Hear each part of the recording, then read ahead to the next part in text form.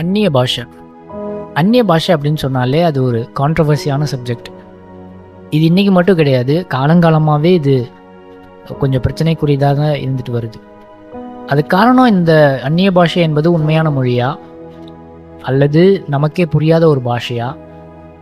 இன்றைக்கி சொல்கிறாங்க மக்கள் அது வந்து ப்ரேயர் லாங்குவேஜ் அப்படின்னு சொல்கிறாங்க. தேவனோடு பேசும் மொழி அது. அது மற்றவங்களுக்கு அது புரியாது, ஏன் கிறிஸ்தவங்களுக்கே அது புரியாது அப்படின்னு சொல்லி பேசக்கூடியவங்க சொல்கிறாங்க. இந்த கிஃப்ட் வந்து இன்றைக்கி இருக்கா? எல்லாரும் பேசணுமா? இப்படி பல கேள்விகள் இன்னமும் இருக்குது. ஒரு கூட்ட ஜனங்க என்ன இந்த டங்ஸில் பேசுகிறத பார்த்துட்டு கண்டிப்பாக இது தேவன் உண்மையாகவே அந்த கிஃப்ட் கொடுத்துருக்காரு போல், எனக்கு அது கொடுக்கல அப்படின்னு சொல்லிட்டு ஃபீல் பண்ணுறவங்க இருக்கிறாங்க. எனக்கும் அது வேணும்னு ஆசைப்படுறாங்க. ஸோ இன்னொரு கூட்ட ஜனங்க அவங்க பேசுகிறது டங்ஸ் இல்லை, அந்த கிஃப்ட் இன்னைக்கு இல்லை அப்படின்னு சொல்லி ஸ்ட்ராங்காக பிலீவ் பண்ணுறாங்க. ஃபஸ்ட்டு சொன்ன கேட்டகரி, அந்த கேட்டகரியில் இருக்கிற பீப்புள் வந்து எமோஷ்னலாக முடிவுக்கு வராங்க. செகண்ட் சொன்ன ரெண்டாவதாக இருக்கிற கேட்டகரி வந்து பிப்ளிக்கலாக முடிவெடுக்கிறாங்க. ஸோ அதுக்கு எந்த எமோஷ்னலுக்கும் இடம் கிடையாது. இந்த வீடியோவிலேருந்து நம்ம டங்ஸ் பற்றி தொடர்ந்து பார்க்க போகிறோம். இதற்கு எந்த வித எமோஷ்னல் எக்ஸ்பீரியன்ஸும் அதற்கு நம்ம முதலிடம் கொடுக்காமல் வேதம் என்ன சொல்லுகிறது அப்படி என்பதை மட்டுமே பார்த்து நம்ம முடிவுக்கு வர போகுது. ஸோ இந்த வீடியோவில் நம்ம பார்க்க போகிறது, இந்த டங்ஸ் அந்நிய பாஷை என்பது உண்மையாகவே மனிதன் பேசும் மொழியா அல்லது புரியாத ஒரு பாஷையா? இதை பற்றி நம்ம வேதத்தின் அடிப்படையில் வேத வசனத்தை வச்சு நம்ம பார்க்க போகிறோம்.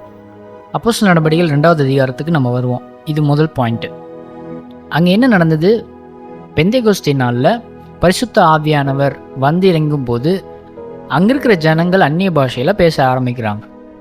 அவர்கள் என்ன பேசுகிறாங்க? அந்நிய பாஷையில் தேவனுடைய மகத்துவங்களை பேசுகிறாங்க. அங்கே மற்ற இடத்துல இருந்து வந்த பிற மொழி பேசுகிறவங்க எல்லாருமே அவங்கவுங்க பாஷையில் இவங்க பேசுகிறத அவங்க பார்க்குறாங்க, அவங்களால புரிஞ்சிக்க முடியுது. அப்போஸ்தலர் நடபடிகள் 2வது அதிகாரம் 7வது வசனம், எல்லாரும் பிரமித்து ஆச்சரியப்பட்டு ஒருவரை ஒருவர் பார்த்து, இதோ பேசுகிற இவர்கள் எல்லாரும் கலிலேயர் அல்லவா? அப்படி இருக்க நம்மில் அவரவர்களுடைய ஜென்ம பாஷைகளிலே இவர்கள் பேச கேட்கிறோமே, இது எப்படி? அங்கே வந்தவங்களாம் அடுத்த வசனத்தில் சொல்லப்படுது பாருங்கள். பார்த்தரும் மேதரும் எலாமீத்தரும் மெசபத்தோமியா, யூதேயா, கப்பதோக்கியா, பொந்து, ஆசியா, பிரிகியா, பம்பிலியா, எகிப்து, இந்த தேசத்திலேருந்து வந்தவங்க எல்லாருமே அவங்களுடைய பாஷையில் இவங்க பேசுகிறாங்க.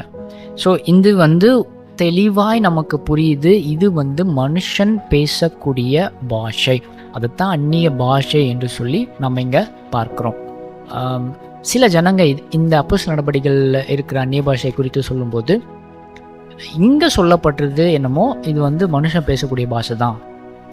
ஸோ பெரும்பாலும் இந்த விஷயத்தை இங்கே சொல்லப்பட்டிருக்க அந்நிய பாஷை வந்து மனுஷ பாஷை தான் அப்படின்னு சொல்லி ஏற்றுக்கொள்வாங்க.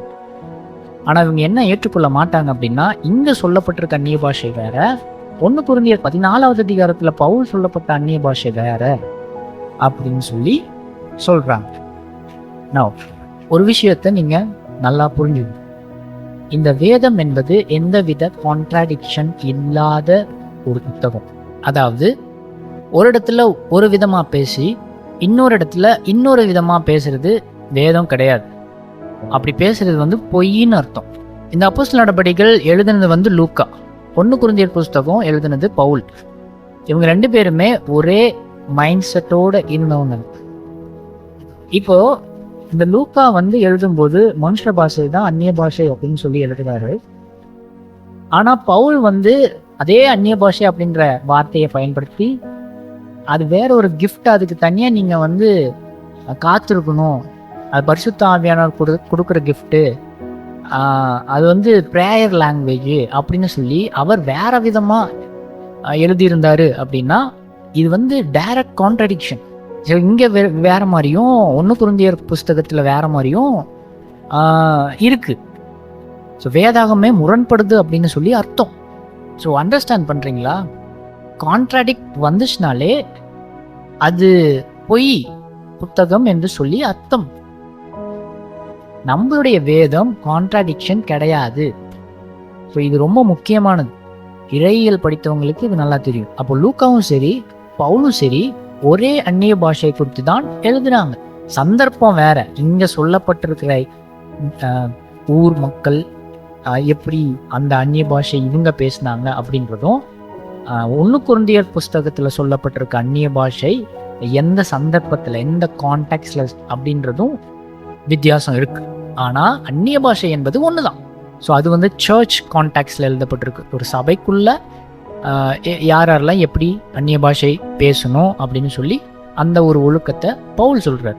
இங்க வந்து இது வந்து பொதுவா பெந்தேகோஸ்தே நாள்ல அதுவும் சபை அப்போதான் ஆரம்பிக்கப்படுது. இந்த நேரத்துல அந்த அந்நிய பாஷை எப்படி பேசப்பட்டது அப்படின்றது தான் இங்க லூக்கா மென்ஷன் பண்றாரு. ஸோ 2 வித்தியாசம் இருக்கு. இருந்தாலும் அந்த அந்நிய பாஷை அப்படின்ற அந்த கிஃப்ட் ஒண்ணுதான். ஒரே விஷயத்தை தான் 2 பேருமே சொல்றாங்க. நாம தான் அதை தப்பா புரிந்திருக்கிறோம். சரி, ஸோ ஃபர்ஸ்ட் பாயிண்ட் வந்து அப்போஸ்தலர் நடவடிக்கைகள் 2வது அதிகாரத்தில் இது மனுஷ பாஷை அப்படின்னு சொல்லி டைரக்டாகவே நமக்கு தெரிய வருது. இப்போ நம்ம 1 கொரிந்தியருக்கே நம்ம போகலாம். ஸோ செகண்ட் பாயிண்ட் இது 1 கொரிந்தியர் 14வது அதிகாரத்துக்கு நம்ம வருவோம்.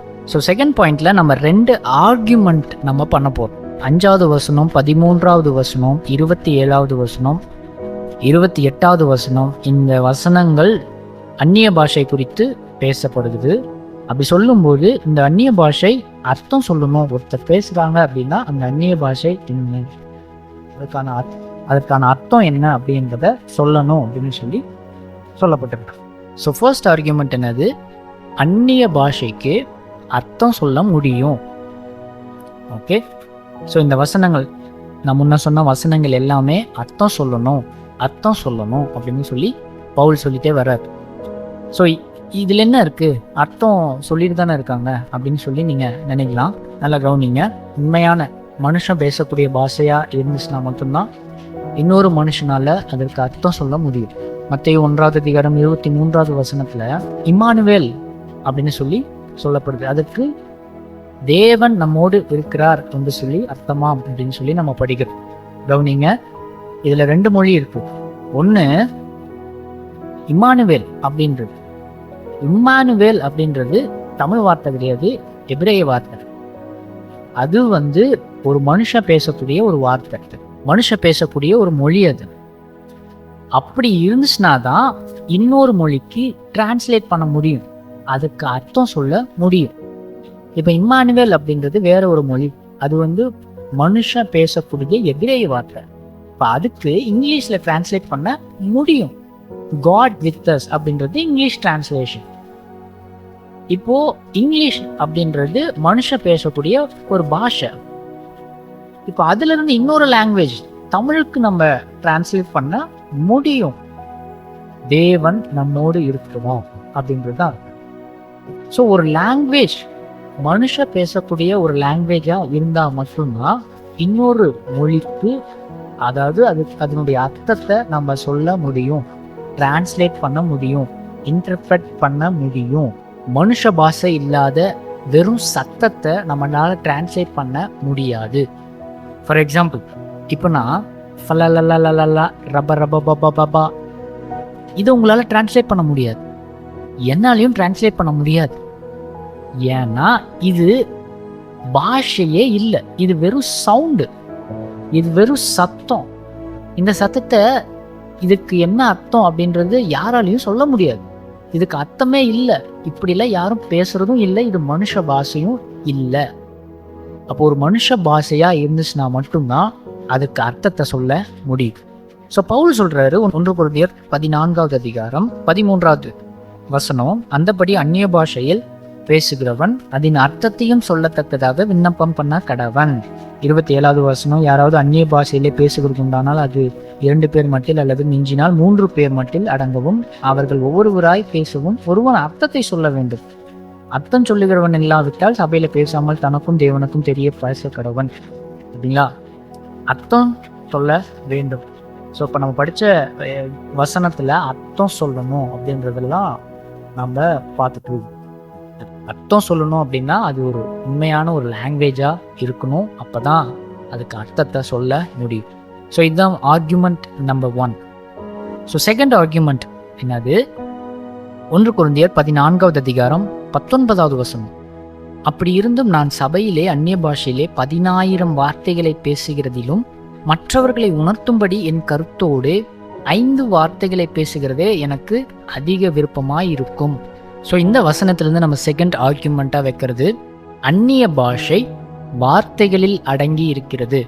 ஸோ அதாவது இந்த வசனத்தில் நம்ம பார்க்குறோம், நான் சபையிலே அந்நிய பாஷையில் 10,000 வார்த்தைகளை பேசுகிறதிலும்.